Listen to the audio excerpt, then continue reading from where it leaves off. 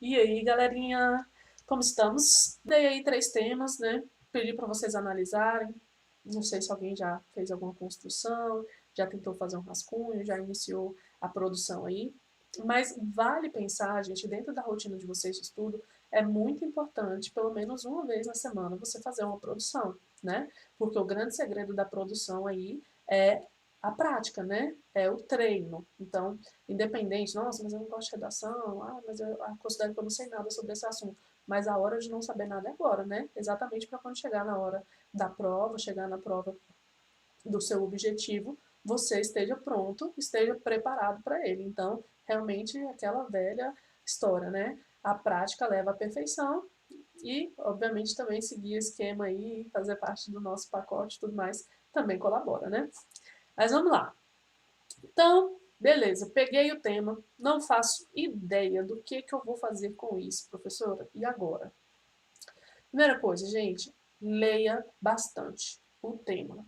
Avalie bastante o tema. Leia os textos motivadores, né, o texto de apoio que a banca colocou para você. Selecione palavras-chave desse tema, certo? Porque para ficar bem claro para você o que a banca está pedindo. Então, a primeira coisa é isso, é ler com bastante atenção o tema e os textos de apoio. Segunda coisa, problematiza esse tema. Vou olhar para esse tema e pensar toda a problemática que pode ter sobre ele, né? Por que isso é um problema? Nós sabemos, né, que quando se trata de Enem, a banca sempre traz algo que afeta as pessoas, que é um problema, assim, que é um desafio a ser trabalhado, né, dentro do contexto brasileiro. A gente sabe que é algo constante, inclusive, não é um problema que surgiu do dia para a noite, né, não é uma coisa, tipo, é atual, né, mas não é algo, tipo, muito atual, é algo constante, que já está um certo período acontecendo. Então, eu vou analisar, eu preciso problematizar esse tema, preciso analisar esse problema afeta quais pessoas? Por que ele afeta? Por que isso é um problema? De que forma ele afeta? Há quanto tempo? Né? E se tem muito tempo, por que isso persiste? Né? Por que essa é uma problemática?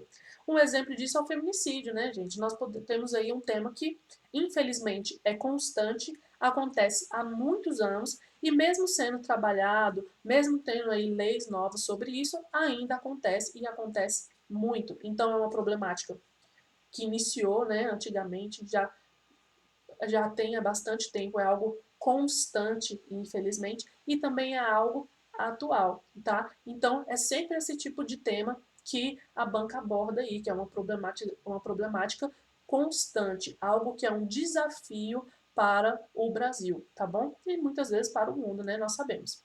Então, a partir disso, beleza, problematizei.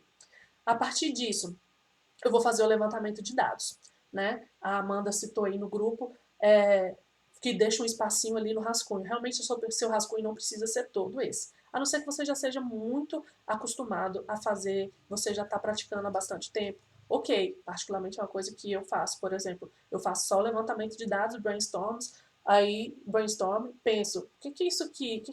Onde eu vou colocar isso? Eu vou colocar isso na introdução, eu vou colocar no desenvolvimento, vou colocar na conclusão? Aí organizo mais ou menos só quais parágrafos, né, em qual momento do meu texto eu vou usar esse levantamento de dados que eu fiz. O que seria esse levantamento de dados? Tudo que você tem sobre esse tema, tudo que você conseguiu pensar sobre essa problemática, né? Então, você conhece alguma citação que cabe aqui? Você assistiu algum filme, leu algum livro que traz essa problemática que você acha que vai enriquecer o seu texto? Você conhece dados sobre isso, né? Informações, você já notou, você conhece como outro país lidou com isso, né? E que pode ser um exemplo, ou então que é uma constante lá também. Dentro do contexto brasileiro, por que isso acontece? Enfim, faz um levantamento de dados, né? Aquela tempestade de ideias mesmo. Depois disso, você vai planejar. Tudo que você jogou ali nesse seu brainstorm, nesse seu levantamento de dados, onde você consegue colocar ele, né? O que ele vai entrar na sua argumentação, o que é a sua tese, o que é a sua proposta de intervenção, como você consegue resolver essa problemática, né? Não você, obviamente, você não vai usar a primeira pessoa, gente, pelo amor de Deus. Só dizendo assim, o que você pensa, né? Só que você vai colocar isso como uma verdade universal, porque você é o cara, você sabe aquilo ali, tudo que você sabe é real, é aquilo ali que vai resolver, pá, você vai colocar uma pessoa sem dúvida alguma sobre isso, tá? Então, assim, tem nada de eu acho, na minha opinião, não, tá? Eu falo assim, você, como você resolveria isso? Porque, obviamente, é um texto, né, que traz muito do nosso posicionamento, mas você não vai escrever dessa forma, tá? Então, só para você conseguir pensar. Beleza, eu planejei o texto e a partir disso eu defini, né, a minha introdução, meu desenvolvimento e a minha conclusão. Aí, né, vocês comentaram também que tem essa dificuldade com a estrutura do texto, né? Tem medo de não seguir a estrutura solicitada pelo Enem. Gente, é muito feijão com arroz, tá? Não tem como errar se você seguir o básico, né? Então, quando a gente fala realmente é treino, né? É prática. E pensando sempre na questão de introdução, pelo menos, né? É um parágrafo aí para introdução, 2 parágrafos para argumentação, onde você vai trazer os argumentos da tese que você apresentou na sua introdução, e a conclusão, onde você faz uma síntese desses argumentos e faz a sua proposta de intervenção. Não esqueça jamais. Se é uma problemática, a banca espera de você uma proposta de intervenção. Uma, como você pensou que esse problema pode ser solucionado? O que, que o Estado deve fazer? Que órgão pode ser competente por resolver isso? De que forma? Quais meios isso vai ser resolvido, tá? A gente entende, né, que não é uma garantia, mas você vai pensar em algo realmente racional, né? Tem que tomar cuidado, não pode ser algo muito utópico, tá bom? E aí, beleza.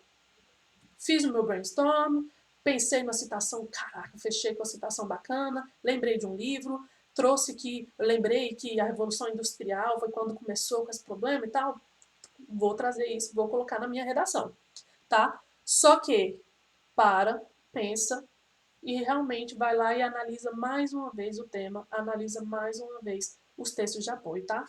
Por quê, professora? Só para garantir, meus queridos. Vai que você viajou na maionese, né? Vai que você fugiu do tema, vai que você estava falando lá, aconteceu muito quando foi o tema de publicidade infantil, né? Tá pensando que é criança fazendo propaganda, e não era propaganda voltada para o público infantil, né? Então, às vezes, essa falta de leitura, falta de interpretação do texto de apoio realmente causa uma série de problemas. Você pode acabar tangenciando aí, pode fugir do tema e tirar uma nota baixa por uma bobeira dessas, sendo que você era altamente competente para isso. E sobre os temas, né? Esses 3 temas que eu enviei hoje, que vocês devem fazer, testar realmente exatamente essas técnicas que eu acabei de comentar aqui, né? Aproveita que você está tranquilo, faz aí o seu levantamento de dados, o seu rascunho com calma, que citações que você pode trazer sobre isso. Lembrando que primeiro você vai ler com muita calma os textos de apoio, que normalmente ele traz muita informação já, a interpretação dele já te traz muitos dados e principalmente te mostra o que a banca quer que você fale sobre aquele assunto, tá? Então, faz aí essa leitura muito atenta, essa interpretação dos textos de apoio e segue o nosso passo a passo, né? Fazer aí um levantamento de ideias, planejar o seu texto. Fica até uma dica, né? É muito complicado fazer a introdução primeiro, né? Eu brinco que tem gente que coloca o título, não precisa, inclusive, tá? No Enem, você não precisa, não coloca o título. E faz o título às vezes, faz uma introdução e fica esperando o espírito da redação baixar, né? Espera fazer o download. Gente, não existe, tá? Pensa nos seus argumentos primeiro. Por quê? Porque aí você vai conseguir organizar, estruturar a sua tese, que é o que você precisa colocar na introdução. Então, fazendo esse levantamento de dados, depois de decidir quais são os argumentos da sua produção, você faz a introdução, traz os argumentos, né? Lembrando sempre de organizar bem entre os parágrafos, usar os conectivos de forma correta, usar elementos, né, de coesão aí, e depois faz a sua proposta de intervenção. A professora, pode mudar essa ordem? Pode, gente, pode. Claro que pode. Mas você deve se arriscar com isso onde? Em casa. Você não vai se arriscar no momento da prova, tá? No momento da prova você já está preparado, você já sabe o que fazer. Então tem gente, por exemplo, você pode começar você pode fazer a introdução apresentando a proposta, né? A proposta de intervenção, apresentando a forma de resolver essa problemática. Porém, particularmente, né, é o que eu sempre comento, eu acho que não é o momento da gente arriscar muito. Faça o básico bem feito cai muito bem, você ganha sim uma nota acima de 900, tá? Então, mas voltando aos temas. Primeiro, né, é um spoiler, claro, do que nós vamos falar no aulão de domingo, né? Nós temos lá o professor André Vilarins, que é de artes, teremos a Gabriela, de sociologia, a Ju, de rotina de estudos, mas também é advogada, também tem um repertório muito bacana aí, né? Então, assim, e obviamente eu e a Carla, né? Eu até brinco que é o Pink Cérebro, pensando na estrutura de redação e também trabalhando eixos temáticos com vocês. Então, domingo vocês vão ver, né, principalmente esse tema do desafio para a valorização da arte urbana, vocês vão ver ele bem detalhado, tá? Com o André. Mas vamos lá. Primeiro, eu espero que vocês façam e pratiquem as técnicas. Quinta-feira eu vou trabalhar, vou destrinchar um pouco mais desses temas com vocês. Hoje, só o que eu quero que vocês analisem, né? Que é algo que já está, inclusive, no material que eu enviei, né? Analisar os textos de apoio. Então, sobre o capacitismo no Brasil. Primeiro, o que é capacitismo, né? Que é exatamente a questão de como a questão profissional, né, principalmente, como que a gente trata aí os deficientes, certo? Então, por exemplo, até uma coisa meio que de heróico, de falar assim, nossa, que máximo, esse cara, nossa, mas você trabalha, cara, que lindo, você é um exemplo para mim. Gente, ele trabalha, ele é capaz de trabalhar, ele é capaz de muitas coisas. Então, às vezes, a gente acha que está sendo positivo e falando uma coisa bacana para a pessoa, mas está sendo super sem noção. Então, o capacitismo no Brasil. Então, a gente tem que prestar bastante atenção, que é no contexto brasileiro. Óbvio que eu posso trazer coisas de outros países, posso estabelecer uma relação, posso. Mas o meu tema é voltado para isso, certo? Sobre como as pessoas tratam os deficientes, principalmente nesse sentido de habilidades, né? Desmerece de certa forma, mesmo que de uma forma muito sutil. Ou então essa coisa do heroísmo. Então, assim, leiam com muito calma o texto de apoio, depois a gente vai trabalhar melhor eles. Mas é um tema muito interessante. Também temos aí o impacto da pandemia na educação, né? É uma problemática mais atual. A gente sabe que não é muito comum algo tão recente, né?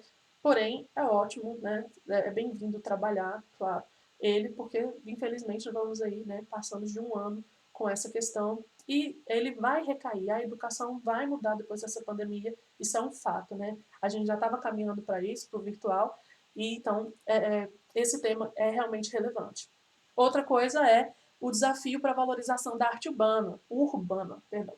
No sentido que, gente, a street art, né?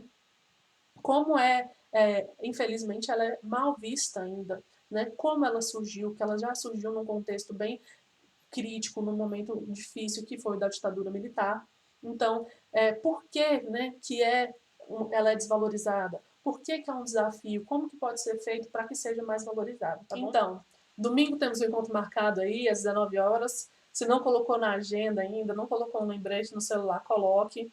Este domingo, dia 23, às 19 horas, o nosso aulão. Teremos esses professores maravilhosos que nós já colocamos para vocês, já falamos para vocês antes. E trabalharemos temas como esse também, além de várias questões sobre redação do Enem, tá? Então, coloquem as dúvidas aí, se vocês quiserem comentar algo sobre esses temas, que na quinta-feira eu mando outro vídeo comentando um pouco mais sobre isso, tá bom? Até mais!